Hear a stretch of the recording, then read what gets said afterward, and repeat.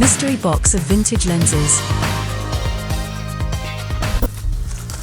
So, let me ask you a question. Have you ever ordered something on eBay and then totally forgotten what you ordered? No. Well, that's what happened to me, and that's why we're gonna be unboxing this box of vintage lenses today. So yeah, I don't remember what's in the box, so it's gonna be a lot of fun. I could easily check eBay, but we're not gonna do that because why ruin the fun? I don't even know what's in here. So yeah, welcome to today's video. Hopefully you're all having amazing creative days.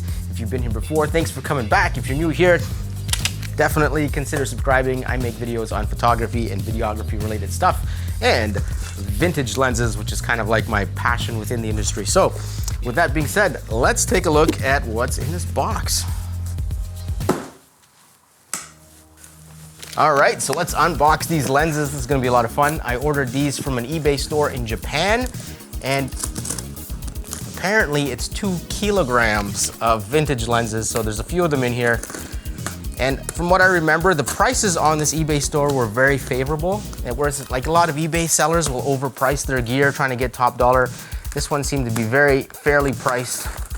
So I ordered a bunch, and yeah, if you wanna check them out, check out the eBay link down in the description. This is not sponsored, they didn't pay me for this. This is just me doing things. Okay, so, excited. What is in here? What is in here? Wow, okay.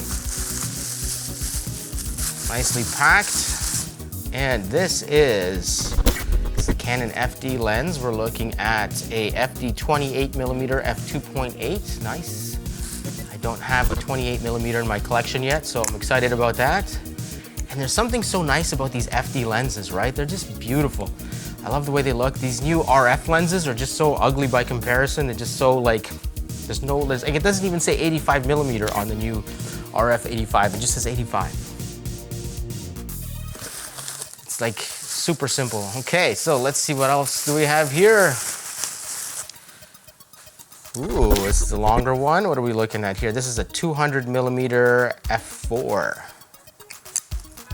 That built-in lens hood. That's nice. Ooh, that looks good. So the one thing you always want to check with these vintage lenses is for fungus. And this one appears to be pretty clean. And the aperture, it's too late to return this now. It's been over 30 days, which is why you should open your eBay packages early, not let them sit around. Aperture works. Okay. That is really tiny for 200mm f4. That is a tiny little lens. Pop these over here. And next up, a 135 f2.8, also with a built-in lens hood. This is pretty cool. Yeah, I picked this up because I have the 135 f3.5 and I wanted to do a comparison video comparing the two 135 lenses to see what they look like. What's the difference between a 2.8 and a 3.5? And there's also an f2 version of this lens, which I may or may not pick up. It depends on the price. They seem to be overvalued right now. Everything is overvalued. Yeah, that's a nice piece of glass on the front too. And it's super clean. Like, I'm surprised at this price. I was kind of like, yeah, you know, maybe these lenses are gonna be beat up. Maybe they're gonna be dusty. But pretty good so far. No lens cap with that one. This one looks like a, yeah. It is a Super Takumar, or is it, yeah, Super Takumar multi-coated. Super multi-coated Takumar 200mm f4. Yeah, that is nice. I find that Takumar lenses just have a certain feel about them, and they're really nice to use. We have the switch there. Aperture seems to work. Rear lens cap, no front lens cap, and no mold or scratches. That is a nice looking lens.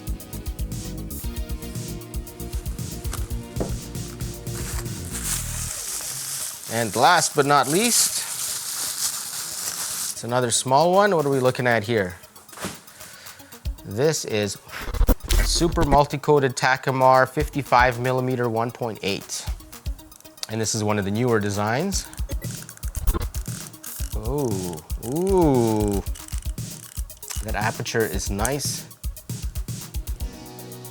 All right, so there we go.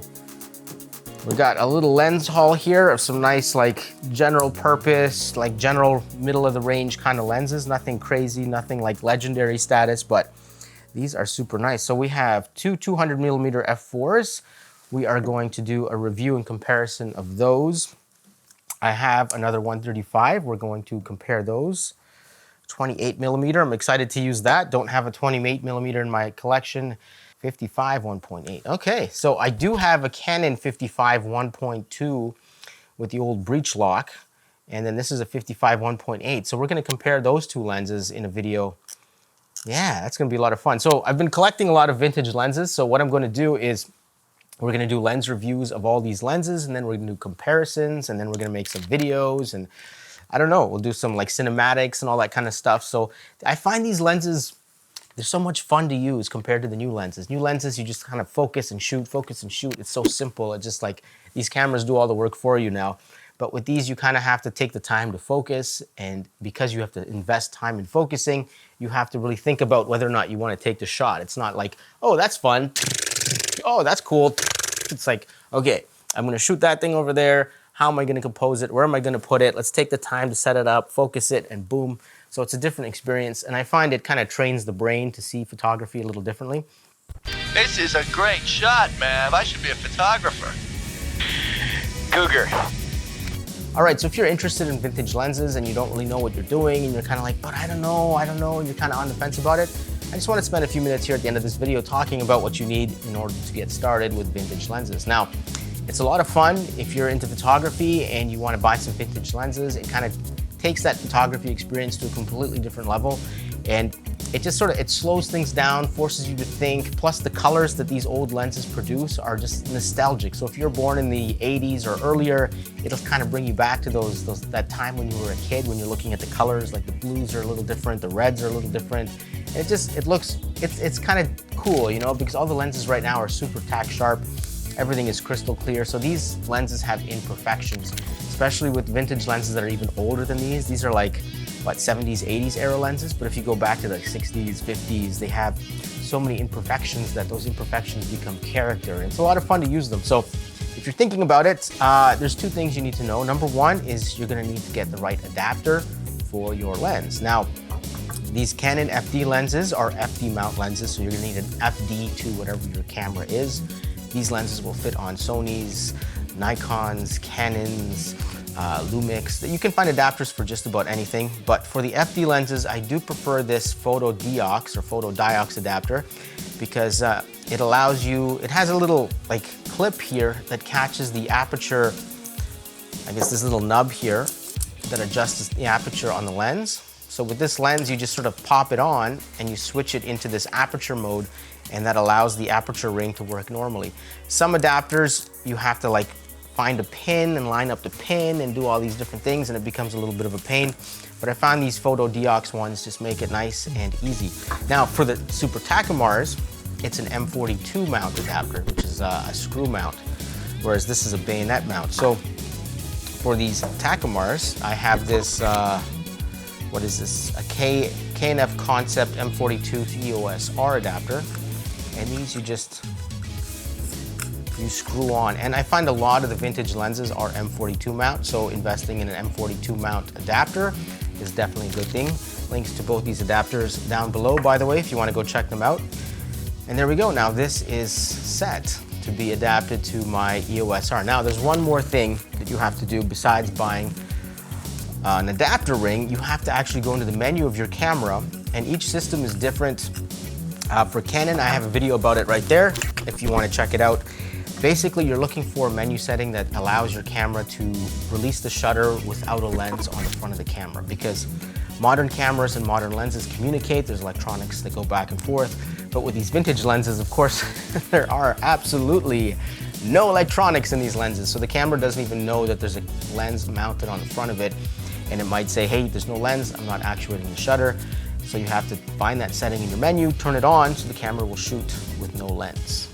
And these Takumars, oh my God, they are so smooth. Canon is a little less, it's easier to turn. I find it's smooth, like super smooth. Oh, this one's about Takumar level, but something about these Takumars with like the metal ring here, when you turn it, it just feels so nice. It's gonna be such a pleasure to use this lens. So that's the two things. You need an adapter and you need to change a menu setting to use vintage lenses on your modern camera. The other thing you want to do is when you're buying these vintage lenses, you want to make sure that they're clean. Now, you might find a vintage lens on eBay or somewhere and you're like, oh my God, that's a great deal, but make sure you take a look at the glass. And I even find if you go on Facebook Marketplace, people will shoot the front of the lens, but they won't shoot the top. So what you want to do is look into the glass and look for dust in there. Dust isn't so much of a big deal, but sometimes there's mold. The mold gets in there and it grows and grows and spreads. And the thing with mold is sometimes it's good, sometimes it's bad. 99% of the time it's bad. The only time it's good is when the mold grows in there, when you're shooting towards a light source, like a bright light or sun or something, the sun hits that mold and diffracts around, so you get this weird ghosting and halation and things get soft and very like, they kind of look magical in a way, right? Or angelic because there's big glows of light everywhere. So if that's the effect you're looking for, then a lens with mold on it might suit your needs. But then again, you can also do that with a Pro Mist filter or something like that. And we are filming with this camera with a Pro Mist 1/8, which kind of softens everything. B camera does not have any filter on it, so it should be a lot sharper than this camera. So yeah. All right, so let's close out this video and we're gonna film the ending with this vintage FD 28mm from Canon. And right now we're filming on the RF 15-35 at 28mm. I have a Tiffin Pro Mist, so that you should see some halation around these lights, and you should see the same thing with these vintage lenses. So let's pop it on. Alrighty, so here we are. Now we're filming with the vintage 28mm, and looks pretty good. Now the trick is you kind of have to focus on yourself and stay there. You can't really move around or you're gonna drift in and out of focus. These lenses are all manual focus, so it's not gonna track you, no eye detect and all that kind of stuff. So it's definitely a vintage lens. So if you wanna get into vintage lenses, you need an adapter, you need to change the settings on your menu, and when you're buying vintage lenses, make sure you check the inside of the lens to make sure there's no mold in there, unless that's the effect you're looking for, of course. So with that being said, this video is over. Thanks for watching. Hopefully you enjoyed it. I have more videos on this channel about vintage lenses, and there's more videos to come. So if you're into this kind of thing, definitely subscribe to the channel, because we're gonna be talking a lot more about vintage lenses. These things are a lot of fun. I'm really enjoying it. So yeah, with that being said, peace out. See you guys in the next video.